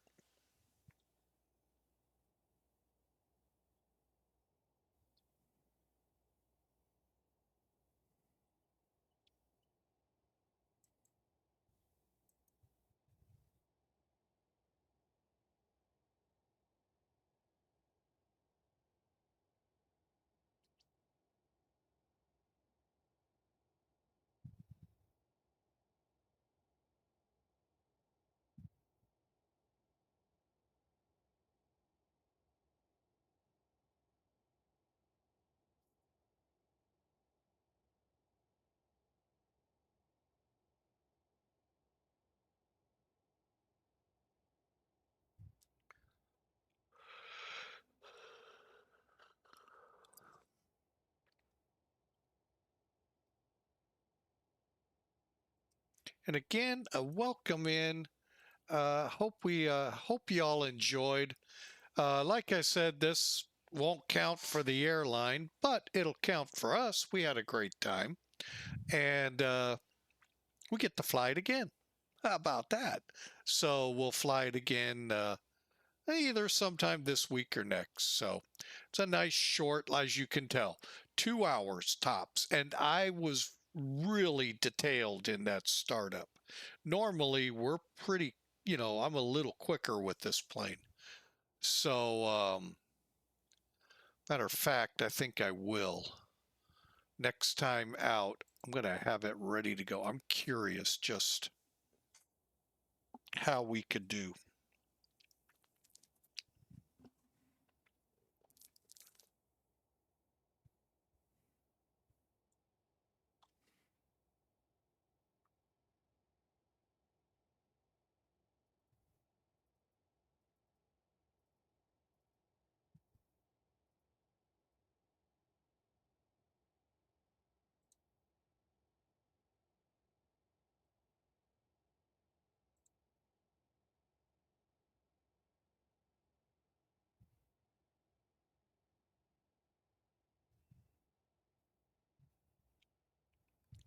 So hopefully, like I said, the big thrust of this is a couple of people have really asked for a good tutorial on this plane.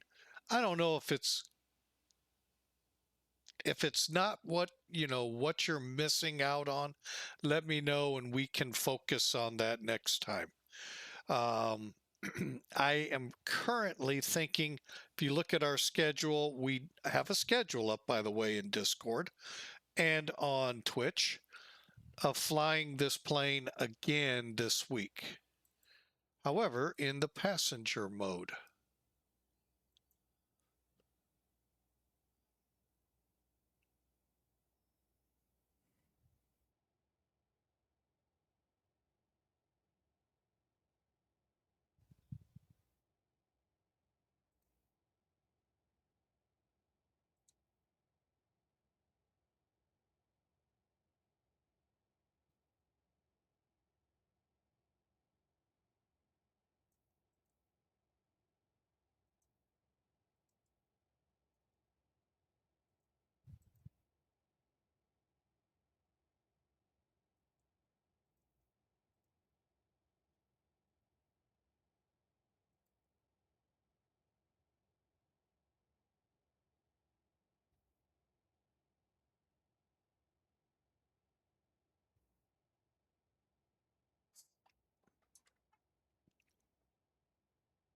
All right, let's get into this.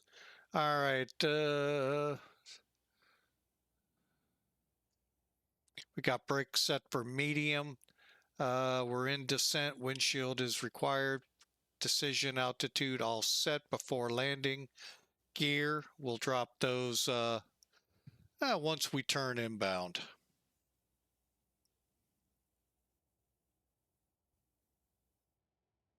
And then we'll start in on flaps here at Trish.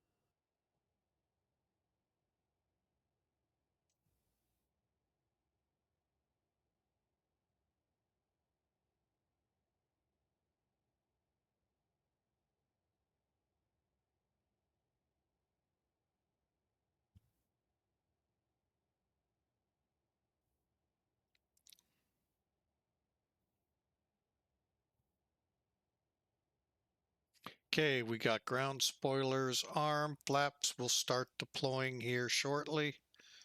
Gear will lower here shortly.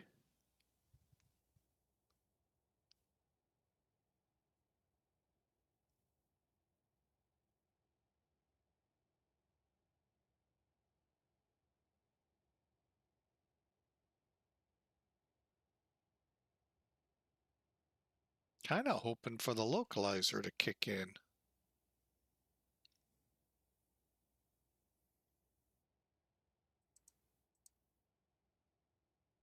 SJW.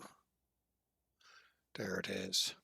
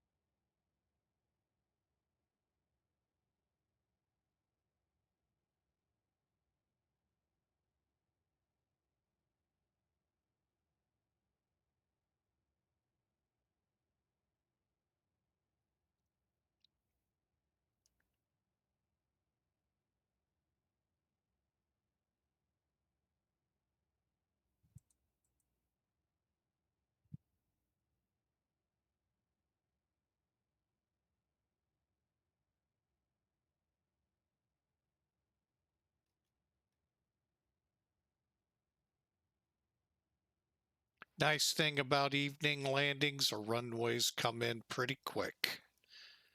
All right, so we're on. Let's go back here.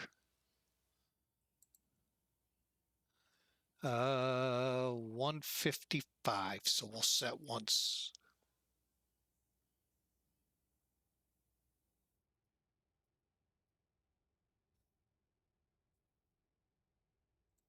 Well, I didn't mean to kick them down that quick, but we'll take it.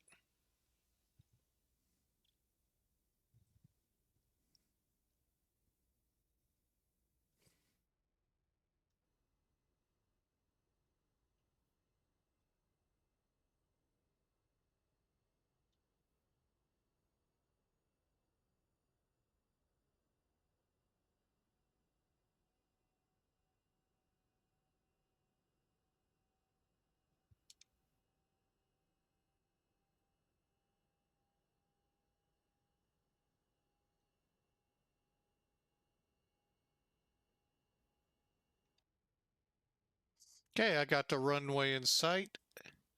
We're at exhale, which we'll call our final approach fix.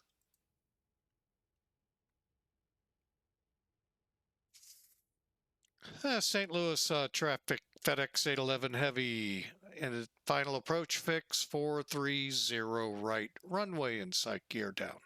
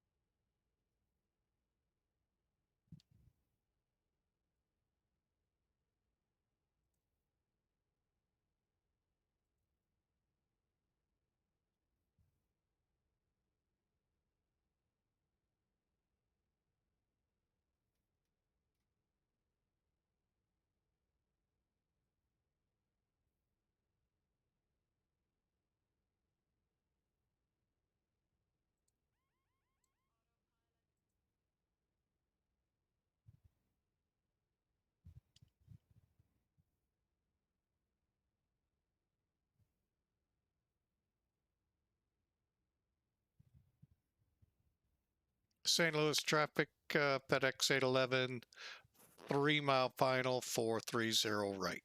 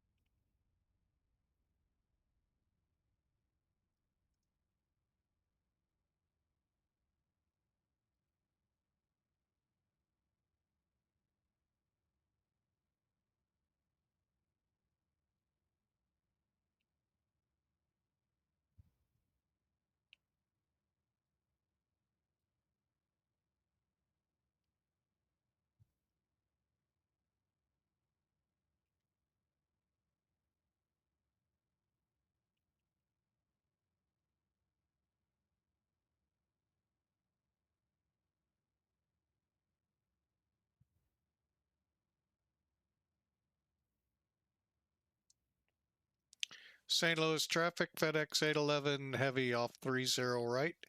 Will taxi to the cargo area. St. Louis traffic, radio check.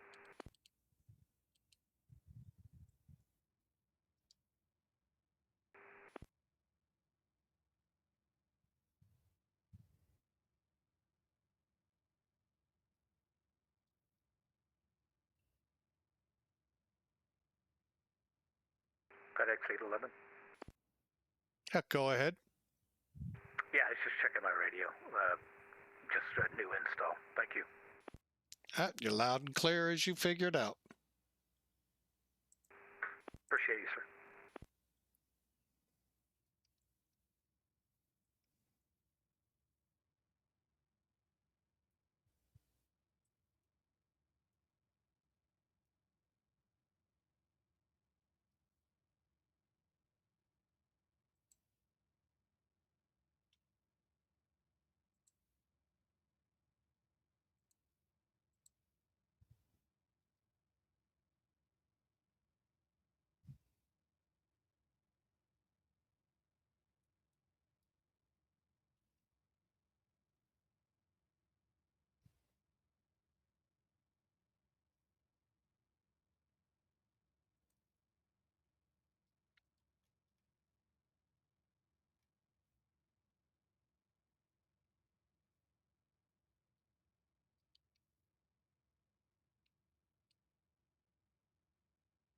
St. Louis traffic, Southwest 2309, taxi into runway 29 via Charlie Tango, cross runway 6, St. Louis.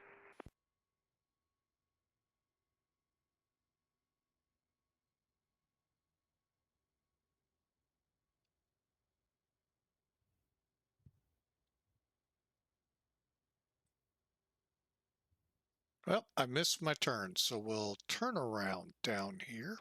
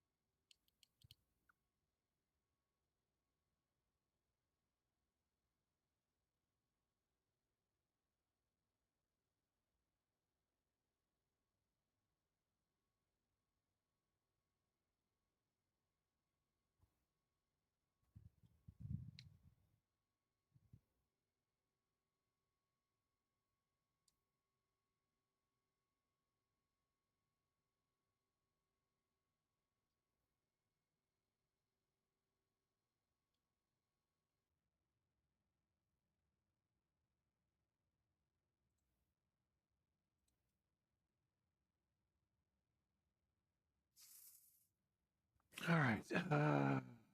Just pop that out, make it easier to read.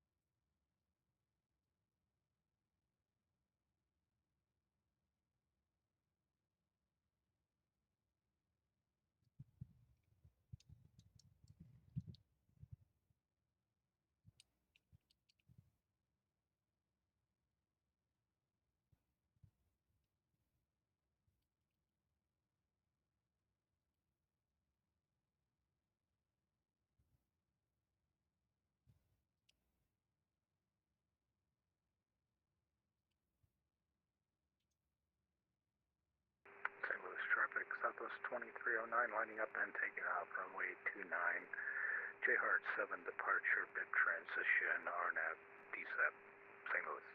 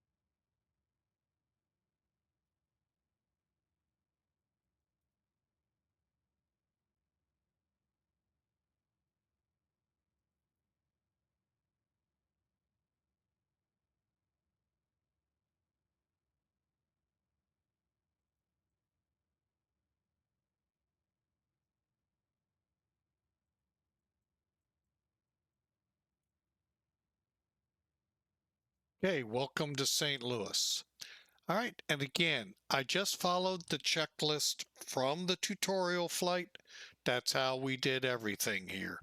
Hopefully it made sense to you. St. Louis If not, traffic you know Southwest how to get a hold of me 2309 on. off runway 29, climbing through 2800 for flight level 410, last call. St. Louis.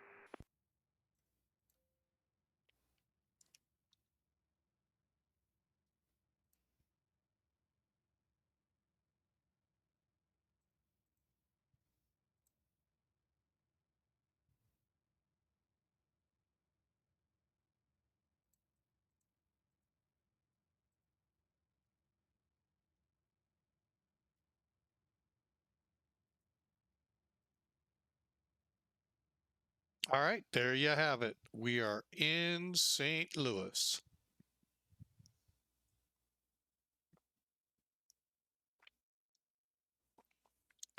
Panda Express has arrived. Hey, I want to thank you all again for being here. Thank you for the turnout. We sure appreciate it. Memphis Center is back online. However, this time with a tower. See if they change their ATIS. Nope.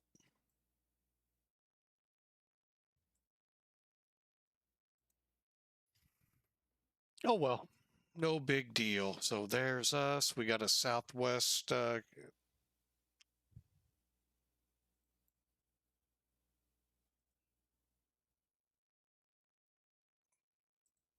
So I hope you all enjoyed.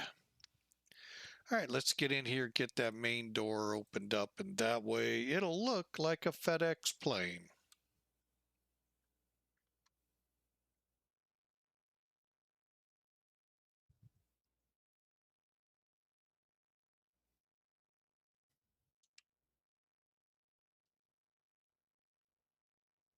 There we go. All right. Now, it does not do the reverse, by the way. So for those that were curious, it will not do that reverse where it'll unload. So anyway, I hope you got a lot out of that. Let's take a look here real quick. Elevatech.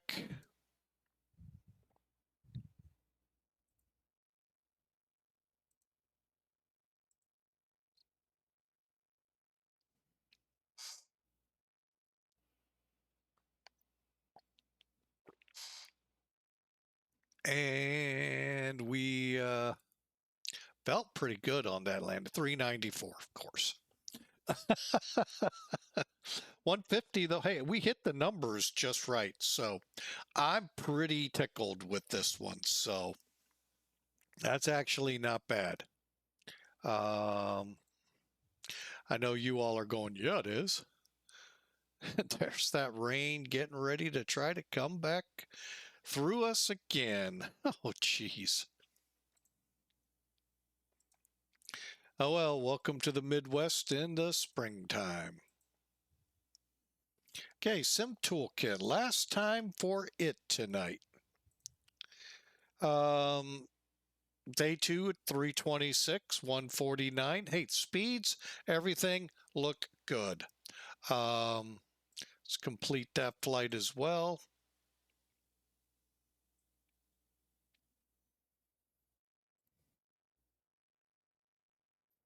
And let's view the details. Be the same you just saw, an hour, 5 minutes in the air, 223 miles. See, very short flight.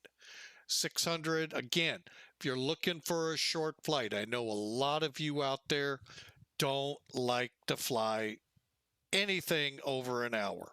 Well, here's one. There's a whole bunch of them out there.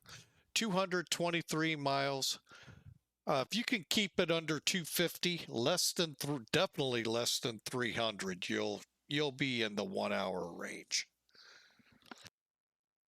And I can hear you go, well, you're flying 450 miles an hour. Why can't we fly 400? Because you're not doing it the whole flight. So 6,700 kilograms, 1.5 Gs, 326 feet a minute. That looks good. Let's see I think we touched down. If we didn't, right in the landing area, we were right before it. Yep, as you can see, right on the front edge is where we touched down. Great spot to land, and 1,036 feet down, dead on the center line. That's how you're supposed to do it. However, every time. Yeah. Uh, 6 degrees up on the nose, slight roll 22. Oh, I mean, overall, this was a beautiful flight. And as you can tell, they're building something over here. Ooh, I wonder what. And as you can tell, FedEx is right here. 3 spots. They used to have caravans in and out of here, but not anymore. Oops is down here, and I have no idea who's in the middle anymore. So really a great landing. It was fun. Nice, short, fun flight. And this is what could happen Tuesday or Wednesday or Thursday, all three. Doubt for that one, doubt it. But we may be able to pop a flight or two in, before our next scheduled session. Next scheduled flight stream is Friday. But like I said, we just might be able to, if we have the energy, to pop one like this was. And I actually have a couple flights up my sleeve that are just this short. So 4 VAs, you can get credit for them the whole 9 yards. So anyway, thank you all so much for joining. Thank you for any and every one of you that, took away something from this. And hopefully, my goal with this flight was to help impart knowledge how to fly this plane. Most people ask me about the pre-flight, getting it ready for action. That does take a little bit, not much time. As you saw, granted, I spread it out in helping to teach you. The next time we fly this plane, hopefully I won't have to go into as much knowledge. We just get this plane up and going, and we have a great day. Friday's flight, we'll see you. Hopefully, wheels up at, hang on a second. Well, not wheels up, stream up. What are we looking for?